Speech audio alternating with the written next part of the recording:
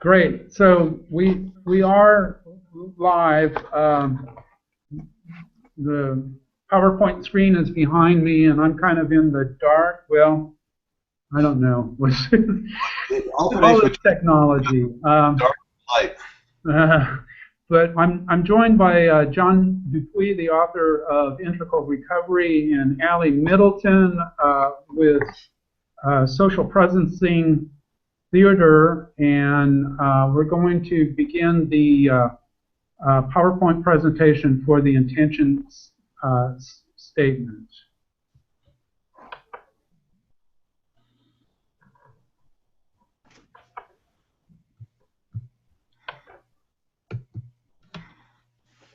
Hopefully.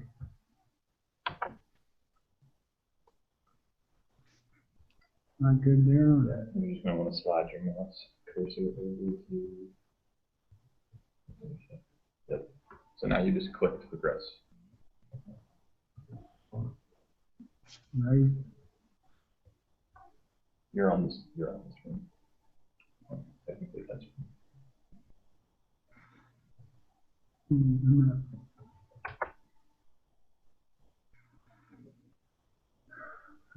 We should bring it up on the.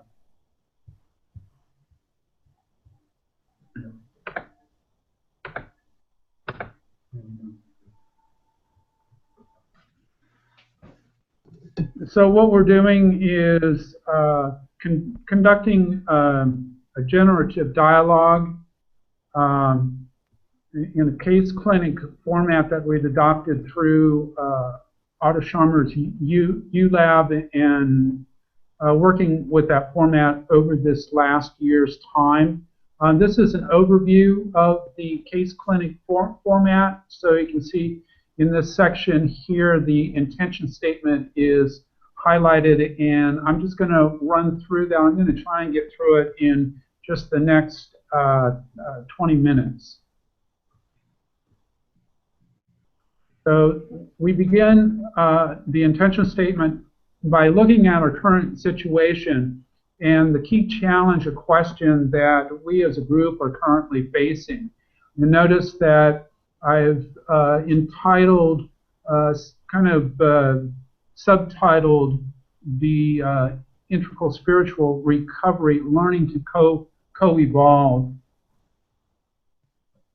So what we've done here just within recent months is to initiate the organization of a 501c6 community cooperative. The C6 works as a nonprofit trade association. It's really the organizational structure is to facilitate as a nonprofit relationships, trade relationships. It's kind of an interesting form. It's used by municipalities, typically sports associations and that sort of thing. Interesting structure. So we're currently in the process of forming an advisory board and drafting the documents, articles of incorporation and bylaws to incorporate the co-op as a non-profit trade association. This is a screenshot. We're using Trello and make good use of Trello, and just kind of mention that in passing as a hint. Similarly, we've, and just within the last couple of weeks, have begun a online course and to outline the curriculum for an online course in integral spiritual recovery. And so this is a screenshot at Udemy, which is also an interesting site. We work pretty extensively make use of these kind of open source free online resources that are available. So in relation to stakeholders and in working with the u.lab, particularly this last u.lab, just over the last few months, One of the things that MIT does so well, and Otto Scharmer and Peter Singe, is in organizational learning. Their experience and the technology, the resources that they bring to stakeholder relationships. And so that's become something of a focus for us. And so in this process, our query revolves around the question of how might others view this situation, this shared situation. This is an excerpt from a very, very recently published book by Fritjof Capra and Hugo Mattei, entitled The Ecology of Law. And I really recommend this this piece of work. We're currently in the process of reading it ourselves, but it's very, very well written, really reflective of the shift in paradigms, kind of mega paradigms that's currently taking place. And you'll notice the title here and theme very, very consistent with our own orientation in respect to the community and the work that we're doing.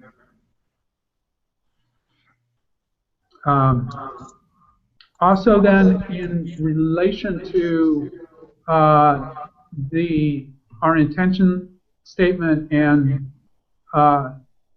stakeholders, although we find ourselves working with various models and practical applications of meta theory, our orienting perspective is perhaps most notably informed by Ken Wilber's all-qual model. And I kind of say that that's probably no surprise to John, but Allie may be. I know she has some familiarity, but maybe less familiar with the all-qual or with the integral model than is John.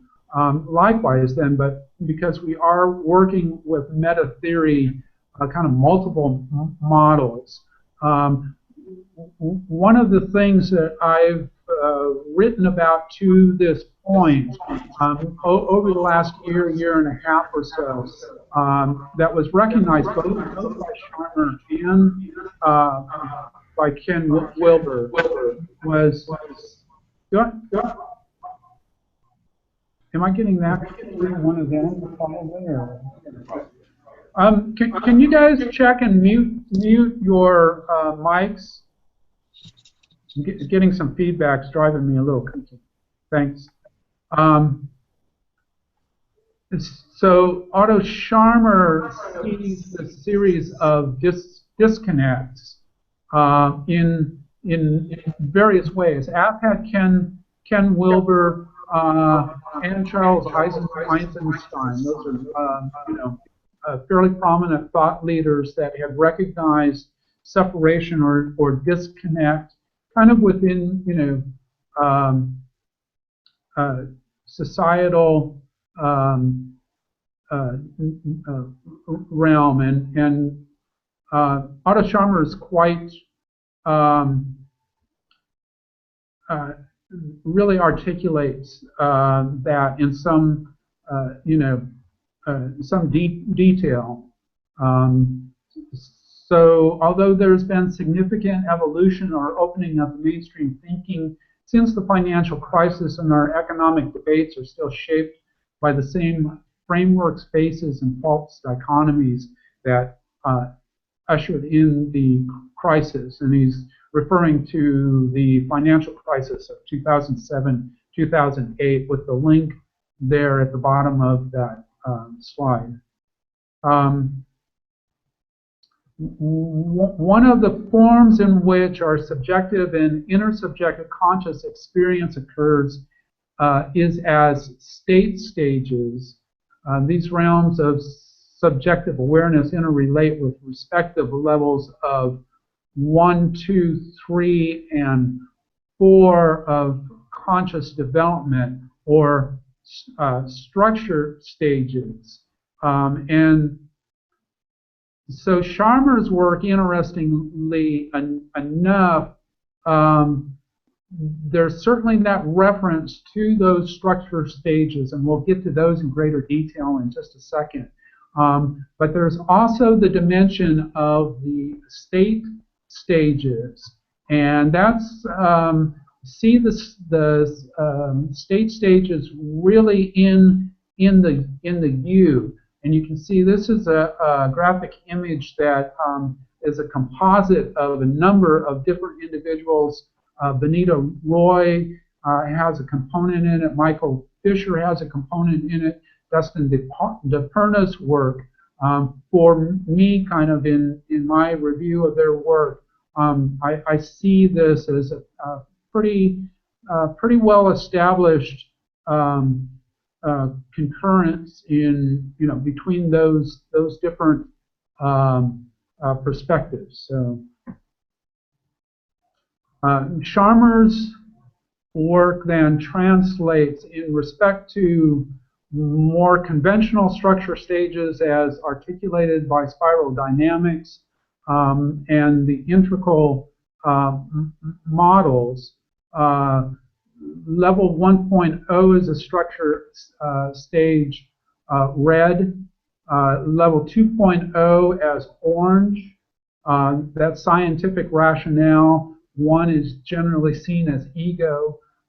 3, green as pluralistic relativist kind of perspective.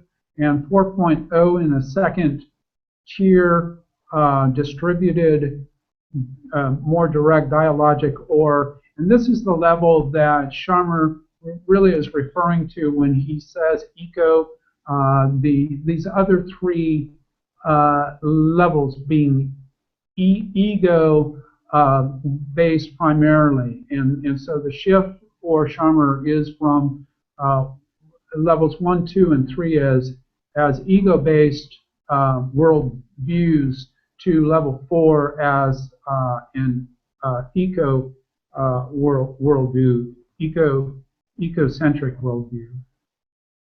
So we see to look at this in a little greater detail, and what's been so intriguing in relation to Capra's book on law is the relationship of kind of the development, the historical development of our understanding, use, concept of law, common law, in relation to nature.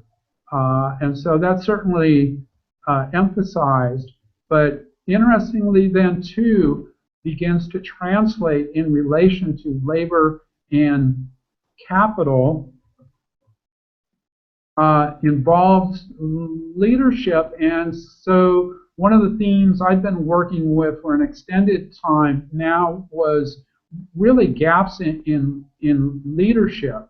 And so it's taken a big part of my learning experience to this point has been in acknowledging these levels and how they function in respect to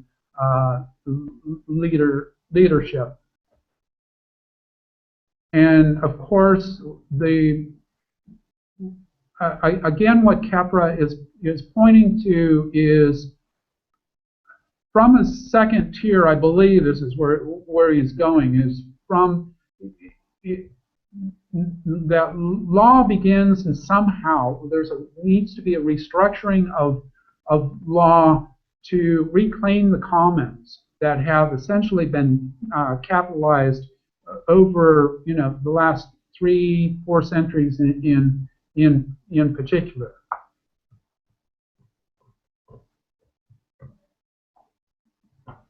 And these slides, in relation to stakeholder relationships, go back to 2003 in Otto Scharmer's work in Germany with the healthcare system. And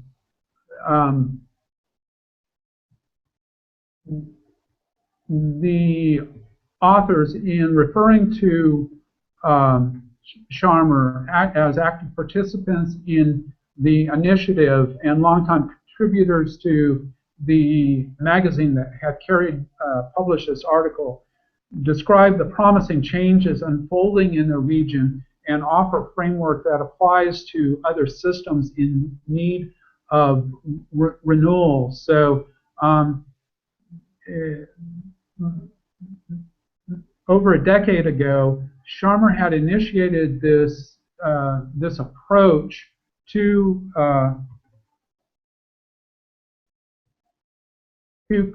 kind of more community, where you actually get into the systems and working with the systems on the ground, and have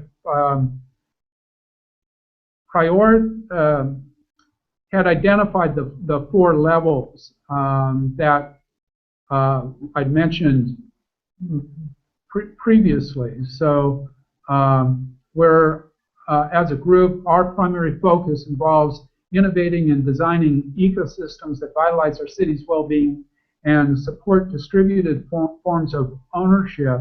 Our learning process is an ongoing inquiry or experiment in delivering and sustaining these systems. So that's been our orientation in terms of the work that we've been doing over the better part of this last year. Raises the question in respect to our intention about what future are we trying to create, and from our shared vantage point, what our core group sees as wanting to be born in our work together is the capacity to change the quality of human relations in our immediate communities by empowering marginalized populations comprised of the working poor, underemployed, young, and etc. The prototype then that we're working with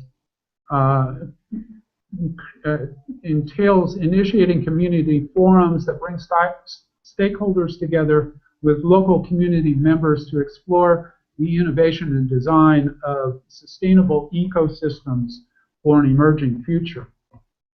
Subsequently, it's our intent to forge avenues of communication and community relations that serve to inform the innovation and design of ecosystems capable of vitalizing Roanoke's well-being through distributed forms of ownership. Our learning threshold then in that regard, asking the question, what do we need to let go of and what do we need to learn? I'm going to kind of refer back here.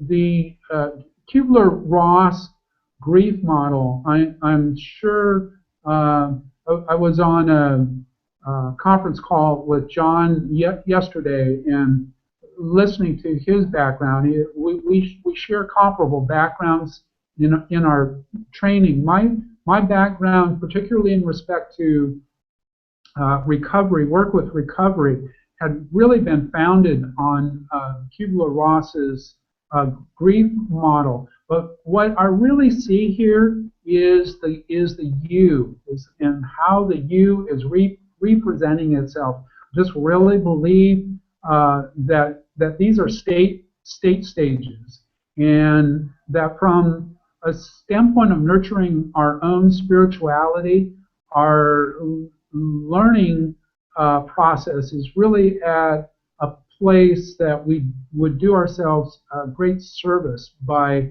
kind of focusing our learning process on better understanding and working with these stages.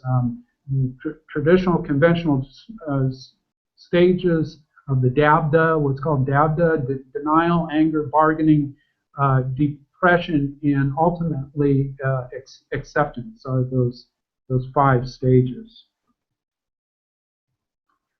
So in relation to health, where do we need input or help? With a focus toward assuring food security here in Roanoke, especially for marginalized populations. We're approaching this responsibility as a collaborative endeavor involving other nonprofits like LEAP for Local Food, Congregations in Action, Happy Healthy Cooks, Roanoke Community Garden Association, and the Roanoke Valley Allegheny Regional Local Food Initiative. Those are all nonprofits or 501c6s, like C6 here, like ourselves. I'm not. That's community civic organization, but all working with food security as a focus. This is a link to last month's Roanoke business, and so this is interesting in terms of the organization and how nonprofits right here in the Roanoke Valley are operating, organized and operating both. And you can see here a quote: "Community service organizations contribute millions to the economy and strengthen the region's social fabric."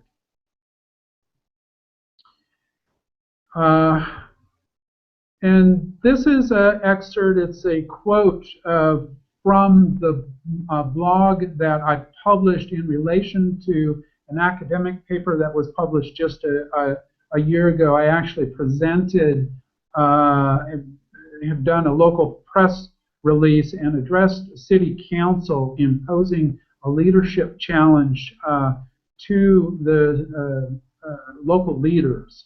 The blog read, in conclusion, that, but for these same reasons, the key premise of the academic paper I was referring to, Toward Integral Economic Democracy, is anchored in the supposition that by better attending to the conscious processes by which we derive meaning, co-creative awareness is capable of birthing remarkably new modes of thought and system design across multiple disciplines, including learning, leadership, economics, and governance. And therein lies the challenge. And the best way I know to address that challenge is to adopt forms of dialogue to be able to work with it. So therein is really the underlying message. And I've done a pretty good job to get through that intention statement on time. So that will bring us to 5 minutes of stillness. What I'd like to do is just take a second to go ahead and cut off the video recording, and we'll be back for the stillness section in just a second, okay? Hang tight.